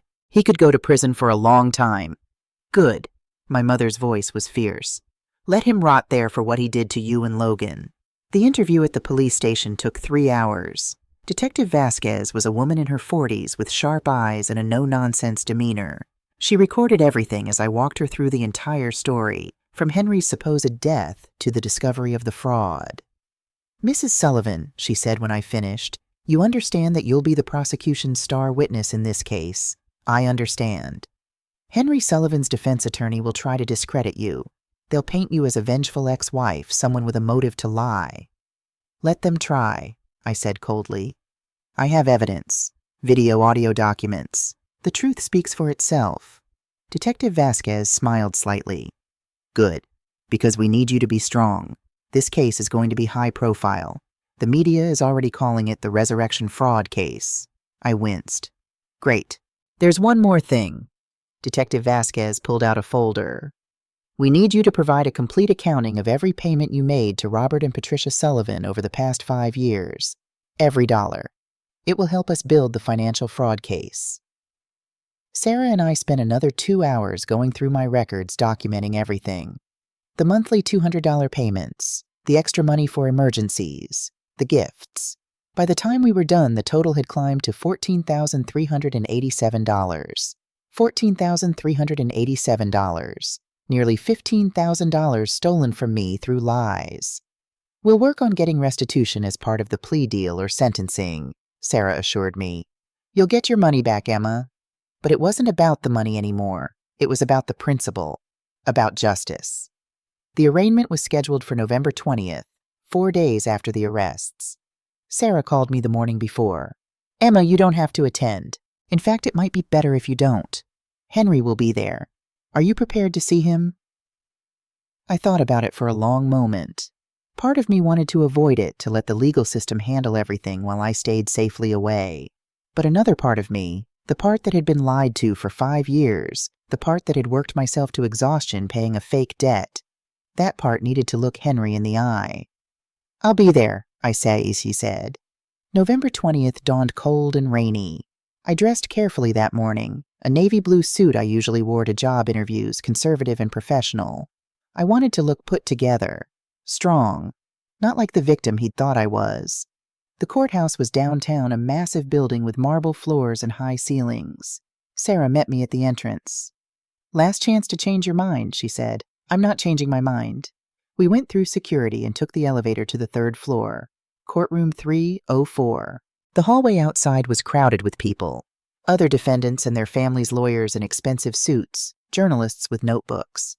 I spotted a TV news camera crew setting up. Sarah noticed where I was looking. "The media loves this story. Dead man walking. It's too good not to cover." We pushed through to the courtroom entrance. Sarah showed her credentials and we were allowed inside. The courtroom was already half full. I scanned the crowd and saw Robert and Patricia sitting in the back row. Patricia saw me and her face contorted with rage. She started to stand, but Robert pulled her back down, whispering urgently in her ear. I ignored them and sat in the 3rd row right behind where Sarah said the prosecution would sit. The defendants will be brought in separately, Sarah explained. Henry Robert Patricia and Jackson Porter. Their arraignments are scheduled back-to-back. At exactly 9 a.m., a bailiff announced, "All rise for the Honorable Judge Margaret Foster." Everyone stood. Judge Foster entered, a stern-looking black woman in her late 50s with gray hair and piercing eyes. "Be seated," he said. "We have several arraignments this morning. First case, the State of Illinois versus Henry James Sullivan." A door on the side of the courtroom opened, and Henry walked in. He was wearing an orange jumpsuit with Cook County Jail printed on the back. His hands were cuffed in front of him. His hair, which had been long and unkempt in the warehouse, had been cut short. His beard was gone. He looked almost like the man I'd married, except for his eyes. His eyes were cold, calculating. He scanned the courtroom, and when his gaze landed on me, he froze. For a moment, just a moment, I saw something flicker across his face. Surprise, guilt, fear, but then his expression hardened. He stared at me with such hatred that I actually flinched. Good. Let him hate me. I hated him too. The bailiff positioned Henry at the defendant's table. A public defender, a young man who looked barely out of law school, stood beside him. "Mr. Sullivan," Judge Foster said, looking at her paperwork, "you are charged with multiple counts of fraud, forgery of legal documents, theft by deception, and filing false death certificates. How do you plead?" The public defender leaned toward Henry, whispering. Henry's jaw clenched. "Not guilty, Your Honor," the public defender sassy said. A murmur went through the courtroom. Judge Foster raised an eyebrow. "Not guilty. I see. Given the unusual circumstances of this case and the defendant's history of deception, the state is requesting remand without bail." The prosecutor, a sharp-looking woman in her 30s, stood. "Your Honor, the defendant faked his own death and evaded detection for 5 years. He is clearly a flight risk. We request he be held without bond until trial." The public defender stood quickly. "Your Honor, my client has roots in this community. His parents are here. He's not going to run." "His parents are also charged as co-conspirators," Judge Foster said dryly. "And his roots in this community apparently include an elaborate scheme to defraud his own wife. Bail is denied. Mr. Sullivan will be held in Cook County Jail until trial. Next case." Henry turned as the bailiff led him away. His eyes found mine again. This time I didn't look away. I met his gaze steadily, my chin up. "You did this to yourself," I thought. "You made your choices. Now live with the consequences." Robert and Patricia's arraignment was next. They were both charged with conspiracy to commit fraud and aiding and abetting. They pleaded not guilty too. But given their age, Robert was 65, Patricia was 63, and Robert's health issues, Judge Foster released them on bond with ankle monitors.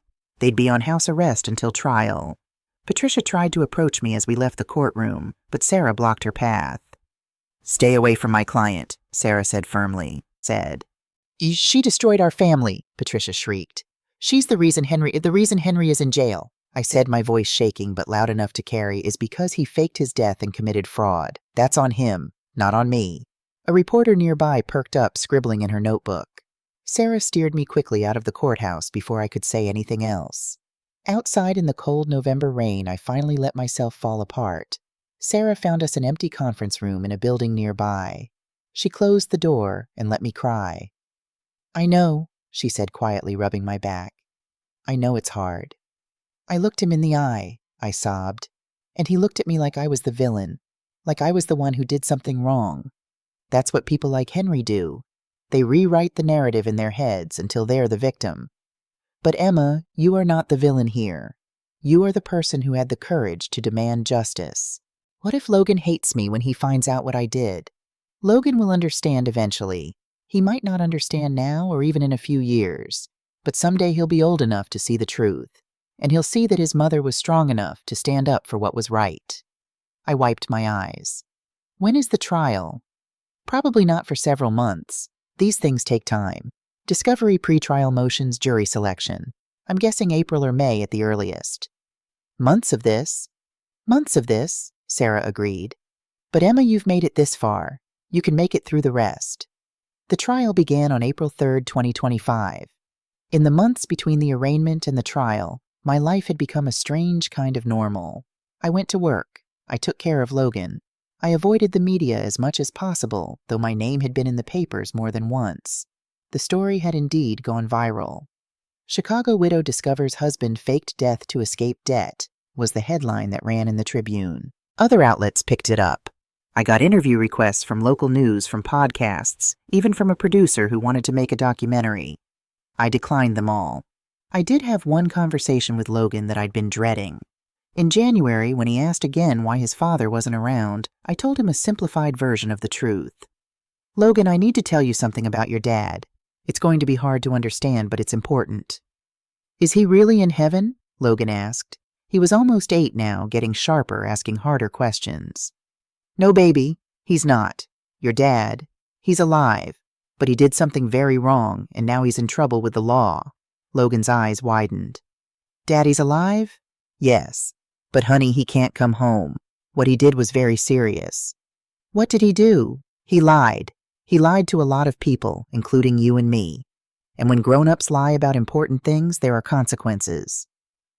Logan was quiet for a long time. Then, "Why did he lie?" "I don't know, sweetheart. Sometimes people make bad choices, but I need you to know that none of this is your fault. Your dad's choices are about him, not about you." "Can I see him?" The question broke my heart. "Not right now. Maybe someday, but not right now." Logan nodded slowly. He didn't cry. He just went to his room and was quiet for the rest of the evening. That night I heard him talking to his stuffed elephant. "It's okay. We still have Mommy. Mommy won't leave." The trial lasted 2 weeks. The prosecution's case was devastating.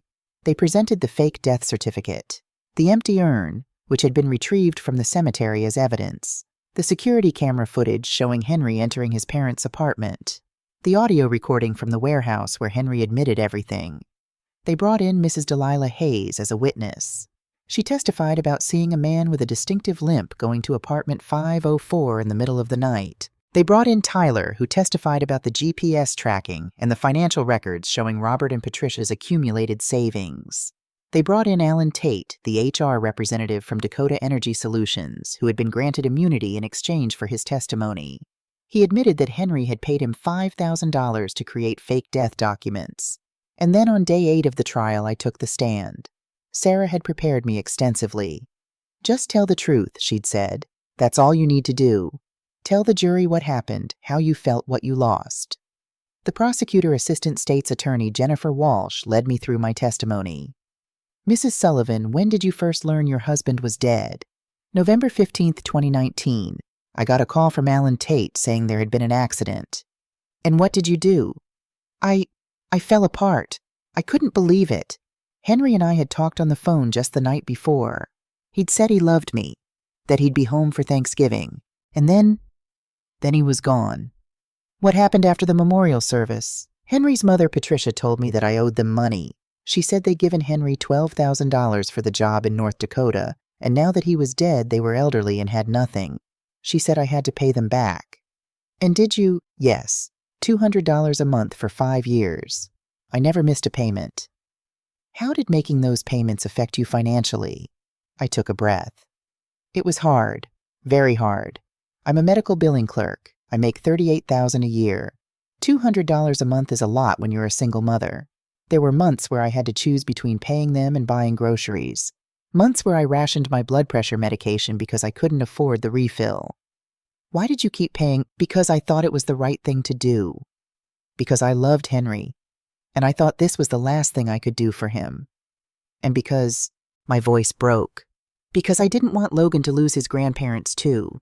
He'd already lost his father. I thought if I could maintain a relationship with Robert and Patricia, at least he'd have that." "But they didn't want a relationship with Logan, did they?" "No. In 5 years, they saw him maybe 5 times, and they always rushed us out after 15 minutes. Jennifer Walsh walked me through discovering the truth. Mrs. Hayes warning, the security footage, the empty urn, the warehouse confrontation. Then she asked, "Mrs. Sullivan, when you heard your husband's voice in that warehouse, when you heard him talking about you calling you stupid, saying you'd believe anything, how did that make you feel?" I looked directly at the jury. 12 people who would decide Henry's fate. It made me feel like the past 5 years of my life had been a lie, like my marriage had been a lie, like everything I'd believed about the man I loved was false. Tears were running down my face now, but I didn't wipe them away. But more than that, it made me angry, because he didn't just betray me. He betrayed our son. Logan grew up believing his father was dead. He cried for his daddy, and all that time Henry was hiding in a warehouse, spending the money I'd earned not caring what he'd done to his own child. There wasn't a dry eye in the jury box. Henry's defense attorney tried to paint him as a victim of circumstances, a man in debt to dangerous people, a man who'd made a desperate choice to protect his family. But the evidence was too strong. The jury wasn't buying it. On April 17, 2025, after 3 hours of deliberation, the jury returned with a verdict. Guilty on all counts. Henry showed no emotion as the verdict was read. He just stared straight ahead, his jaw clenched.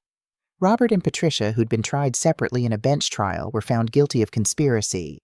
Given their age and Robert's health, they received probation and were ordered to pay restitution. Jax pleaded guilty in exchange for a reduced sentence.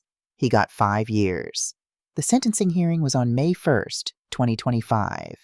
Judge Foster looked at Henry with an expression of absolute disgust. "Mr. Sullivan," she said, "in my 30 years on the bench, I have seen a lot of cruelty. But what you did to your family, to your wife and your young son, is particularly egregious." She went through each charge, outlining the sentences. For fraud, 10 years. For forgery, 5 years. For theft by deception, 5 years. For filing false documents, 3 years. Henry's face had gone pale. "These sentences will run consecutively, not concurrently. That's a total of 23 years in state prison." 23 years. "However," Judge Foster continued, "given your lack of prior criminal history and the possibility of parole with good behavior, you'll be eligible for parole after serving 15 years. But Mr. Sullivan, let me be clear, what you did was not just illegal. It was morally reprehensible. You destroyed your family for money. You let your child grow up believing you were dead. You watched your wife struggle and suffer, and you did nothing." She paused, letting that sink in. "Additionally, you are ordered to pay restitution to Emma Sullivan in the amount of $14,387 plus interest. Your parents, Robert and Patricia Sullivan, are jointly responsible for this debt." The gavel came down. "This court is adjourned." After the sentencing, Sarah and I stood outside the courthouse. It was a beautiful spring day, sunny, warm, the trees beginning to bloom. "It's over," I said, almost not believing it. "It's over," Sarah confirmed. "Emma, you did it. You got justice." I looked up at the courthouse, this building where so much of my life had played out over the past 6 months. "I don't feel victorious," I admitted. "I thought I would, but I just feel tired." "That's normal. You've been running on adrenaline for months. Now that it's over, you're going to feel the exhaustion. But Emma, you should be proud. You were strong. You didn't let them get away with it." "What happens to the money, the restitution?" "Robert and Patricia will have to liquidate their savings account to pay you back.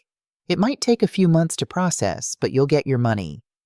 $14,000.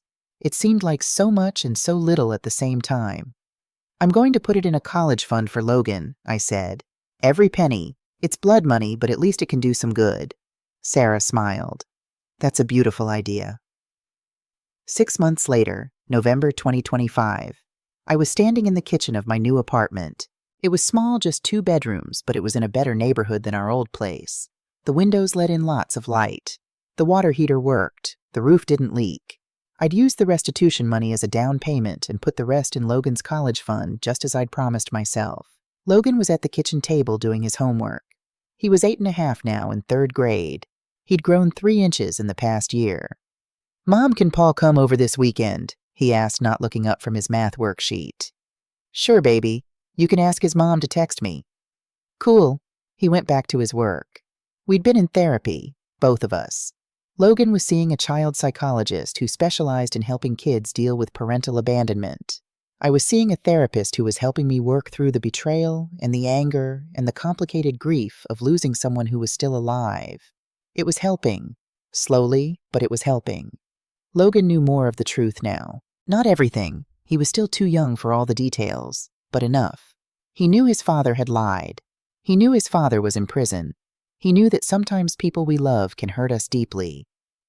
"Do you think Dad thinks about me?" Logan had asked in one of our therapy sessions. "I don't know, sweetheart. I'd answered honestly. But I think about you all the time, and I love you more than anything in the world. I know, Mom. I love you too.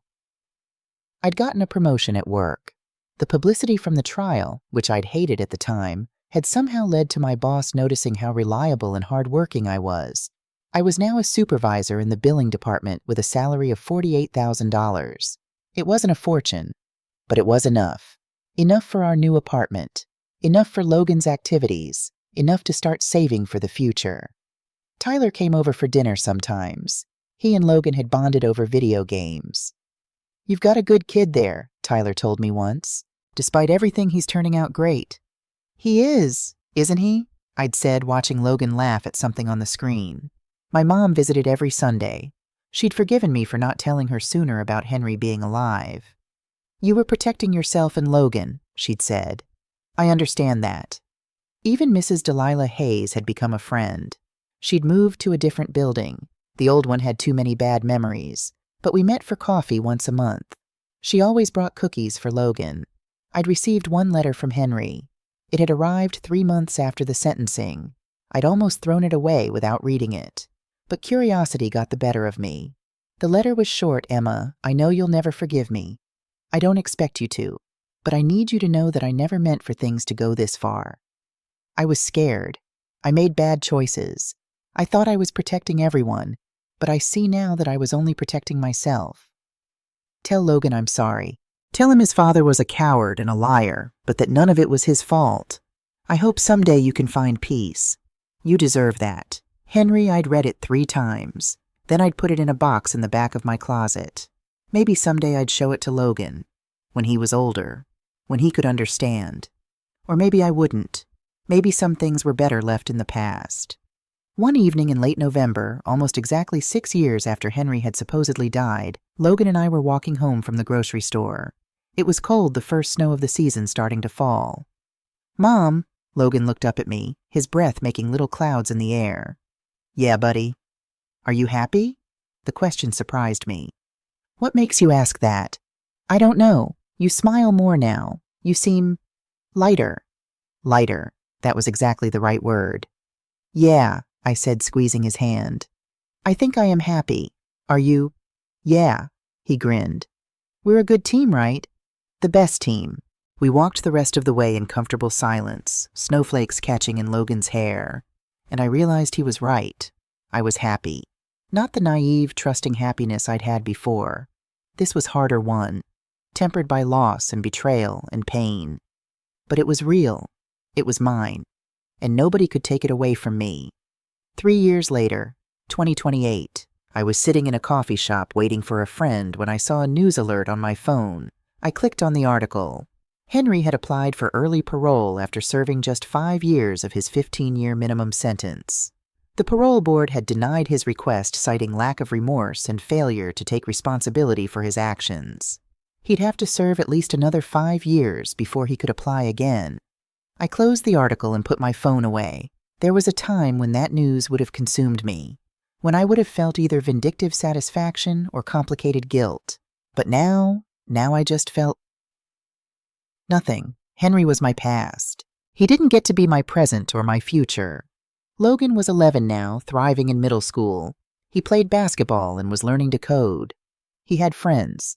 He was happy. And me, I'd started dating again. Nothing serious yet, but it was nice to remember that I was more than just a mother, more than just a survivor of someone else's cruelty. I was Emma Sullivan. I was strong. I was brave. I'd faced the worst betrayal imaginable and come out the other side. And I'd learned the most important lesson of all, that true happiness doesn't come from blind sacrifice or from trying to fix people who don't want to be fixed. It comes from knowing your worth, from standing up for yourself, from protecting the people you love and refusing to be anyone's victim. Henry had tried to bury me with his lies, but I dug myself out, and I'd built something beautiful from the ruins.